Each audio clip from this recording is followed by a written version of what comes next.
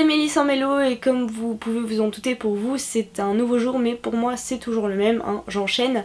Et aujourd'hui je vais vous parler d'un second tome et il s'agit de Apocalypsis, le deuxième tome de Ellie Esseriam paru aux éditions Lynx ou Lynx, je sais pas trop comment on dit. Pour rappel, le premier tome avait été une très bonne lecture, j'avais beaucoup aimé, j'étais très pressée de lire ce second tome. Que j'avais attendu d'ailleurs il me semble. Je vous mettrai ma chronique pour le premier tome dans la barre d'infos ou dans le i en fonction de ce que je me souviendrai de faire au moment où je vous préparerai la vidéo. C'est avec énormément de plaisir que j'ai retrouvé la plume d'Ellie Esseriam parce que elle est très drôle, elle est très fraîche et elle est, comment dire, très différente. C'est pas une description super détaillée, je sais bien, mais elle est différente de ce qu'on a l'habitude de voir et surtout elle est différente d'un personnage à l'autre.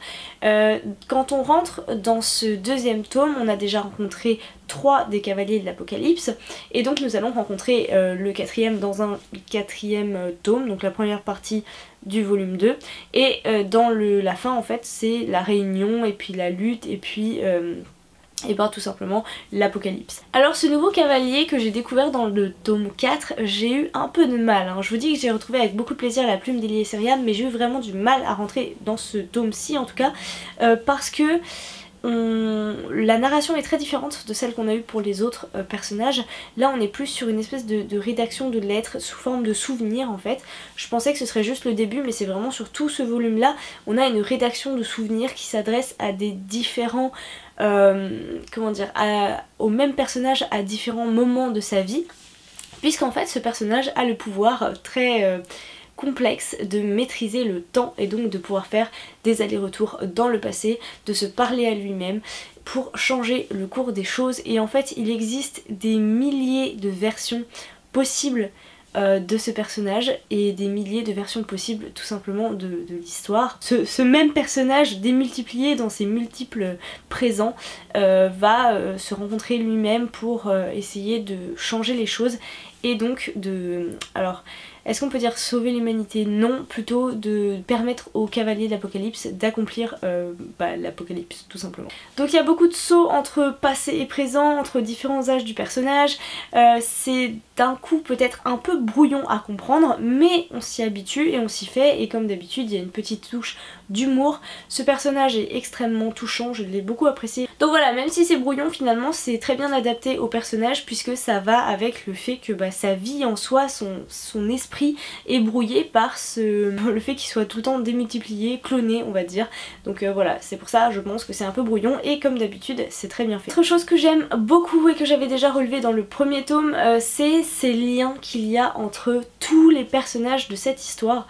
Je les trouve extrêmement bien tissés en fait, les relations qu'ils ont avec les autres personnages les lient tous les uns aux autres d'une manière ou d'une autre.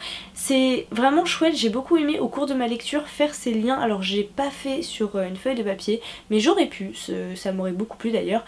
Non mais par contre dans ma tête voilà, je faisais les liens entre tiens ce nom là on l'a déjà rencontré là, il est lié à tel personnage par lien de mariage, cousinage, tout ce que vous voulez. Ça c'est quelque chose que j'apprécie beaucoup dans les romans en général et dans celui-ci en particulier. Je vous ai parlé du quatrième tome, je vais vous parler du cinquième qui a été une déception malheureusement. Je m'attendais vraiment à une explosion. Je m'attendais à une fin en apothéose, je m'attendais à l'apocalypse tout simplement, je m'attendais à ce que la terre soit détruite, à ce que tout le monde meure. Je peux pas vous en dire trop, mais j'ai trouvé que l'auteur avait pris une solution de facilité. Il y a un nouveau personnage qui arrivait, qui était un peu semble-t-il la solution, enfin la réponse à toutes les questions. Et j'ai pas aimé parce que j'aime pas trop moi quand à la toute fin, quand le lecteur est déjà parti sur une idée qu'il a commencé à modeler, juste créer un personnage et le faire popper, le lâcher en plein milieu alors qu'on n'en avait pas entendu parler avant, ou alors c'est moi qui ai oublié de faire les liens qu'il fallait, je ne sais pas. Ça me dérange un peu, hein. Je pense que je vous l'ai déjà dit sur d'autres romans, moi quand on rajoute des éléments comme ça, j'aime pas trop. Donc voilà, ce personnage qui pop comme ça m'a un peu dérangée et voilà, c'était pour moi vraiment une solution de facilité pour éviter d'avoir à faire face à... voilà, à un déchaînement de violence qui est censément, enfin du moins comme on peut s'imaginer l'apocalypse. Mais finalement ma plus grosse déception c'était pas tant ça, même si une fois qu'on arrive à la fin et qu'on n'a pas ce qu'on veut, on est un peu déçus. Moi je me demandais vraiment comment ce serait possible de représenter ça, comment ce serait possible de faire jouer les 4 personnages principaux dans cet apocalypse. Du coup ça n'a pas répondu du tout à mes attentes, j'ai trouvé ça trop facile encore une fois, mais surtout je pense que le plus décevant pour moi c'était l'épilogue qui nous dit juste et on recommence tout. Je vais pas vous en dire plus ni sur l'épilogue ni sur le dernier tome. Je vous conseille tout de même de lire le premier tome parce que honnêtement j'ai adoré ce premier tome. Voilà, c'est 3 personnages différents, vraiment très différents, avec une psychologie bien à eux, bien développée et avec une plume particulière pour chacun d'entre eux selon leur milieu social, selon leur façon de s'exprimer, selon leurs sentiments. J'ai trouvé ça très bien fait. Mais voilà, petite déception sur le deuxième tome. Encore une fois, si vous l'avez lu, n'hésitez pas à m'en parler, dites-moi ce que vous en avez pensé. Ça me fait toujours plaisir de discuter avec vous. Et puis sur ce, je vous laisse, il faut que j'aille filmer la 3e vidéo.